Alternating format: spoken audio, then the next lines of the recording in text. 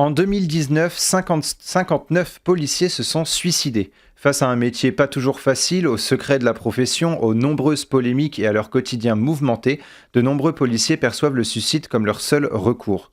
L'association PEPS SOS Policiers en détresse agit pour venir en aide à ces policiers qui pensent au suicide ou qui sont en situation difficile avant qu'il ne soit trop tard. Pour en parler avec nous dans le mag, Johan, brigadier et président de l'association. Bonjour et bienvenue sur Sensation. Bonjour, merci de m'accueillir. Alors en 2018, vous créez une page Facebook fermée et réservée aux policiers, une page d'aide, d'écoute et de soutien entre policiers. Et en fin septembre 2019, l'association PEPS SOS Policiers en détresse voit le jour. Qu'est-ce qui a permis la création de cette association et quelle en est son histoire ? Alors l'histoire, il faut remonter en fait un petit peu avant novembre 2018. J'ai été contacté par Maggie Biskupski, qui était la présidente du MPC à l'époque, qui suite à un post que j'avais fait sur une page Facebook, m'a contacté, m'a dit c'est une super idée, j'aimerais travailler avec toi, j'aimerais approfondir le sujet. Donc elle a mis en place un groupe de parole sur l'application WhatsApp et puis on a commencé un petit peu à travailler sur le sujet. C'est un petit peu retombé à plat parce qu'il y a eu les vacances, parce que tout le monde a sa vie, parce qu'elle est très très occupée aussi. Et puis en novembre, je décide de créer cette page Facebook, SOS Policiers en détresse. Et puis c'était le 10 novembre. Et 2 jours après, Maggie se suicide. Donc ça a fait un petit effet boule de neige. Tout le monde est venu sur la page par le bouche à oreille.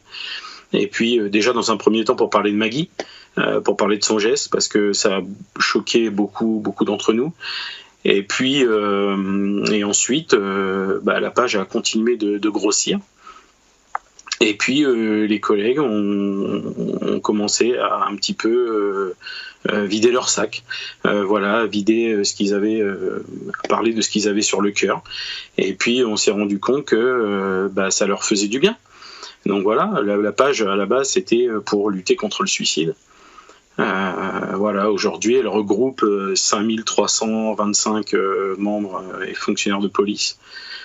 C'était important pour vous de briser ce tabou autour du suicide au sein de la police et d'agir ?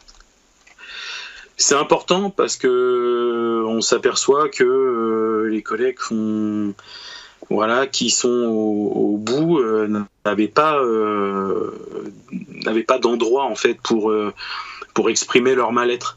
Donc c'était important de créer cette page et grâce à cette page qu'on considère aujourd'hui comme une bouée de sauvetage, comme une bulle d'air pour certains collègues, ça a permis de sauver quelques-uns d'entre eux. Ouais.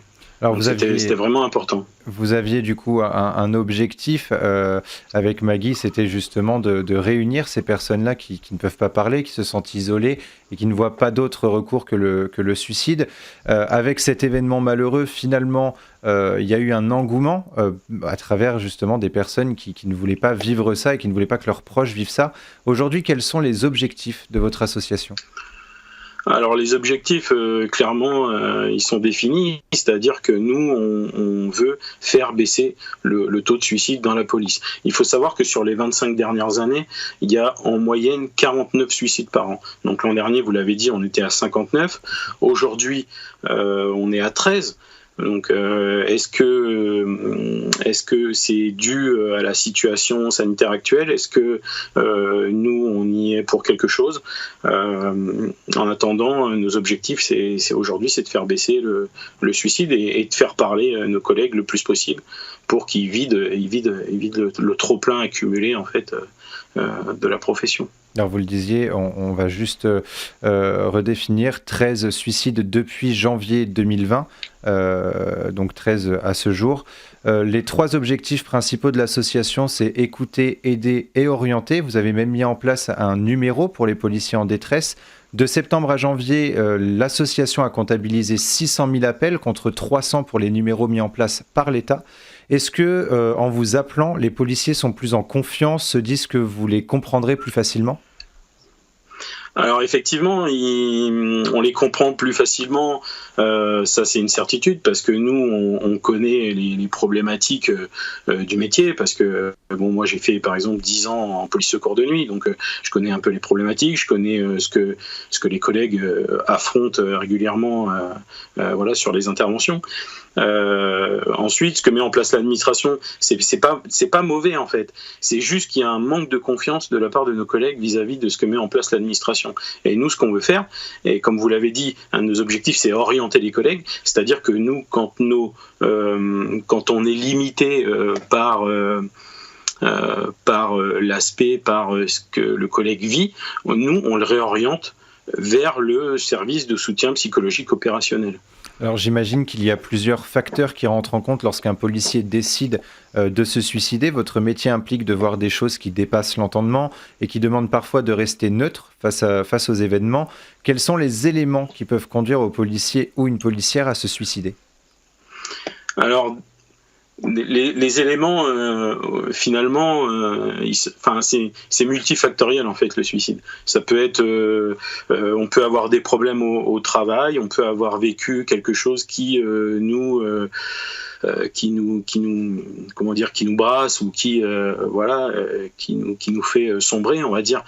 Et puis à côté de ça, on a aussi notre vie privée. Donc tout mélangé en fait, ça peut être c'est un équilibre en fait entre la vie privée et le travail. Si d'un côté la balance va dans le mauvais sens, on peut très vite réaliser une bascule et puis arriver à un point de non-retour qui entraîne le collègue vers le suicide. Malheureusement, il n'y a pas de choses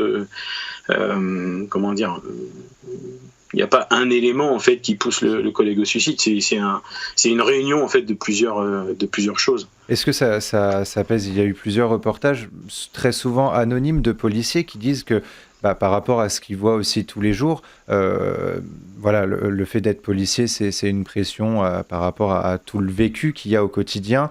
Est-ce que le fait de garder le silence aussi par rapport à tout ce que vous voyez, c'est un poids supplémentaire qui parfois amène à l'isolement et donc aux pensées de suicide ? Oui, le métier de policier est avant tout un métier, un métier d'homme, c'est un métier machiste. On se doit d'être fort face aux situations, mais on sait très bien que ce qu'on vit sur des interventions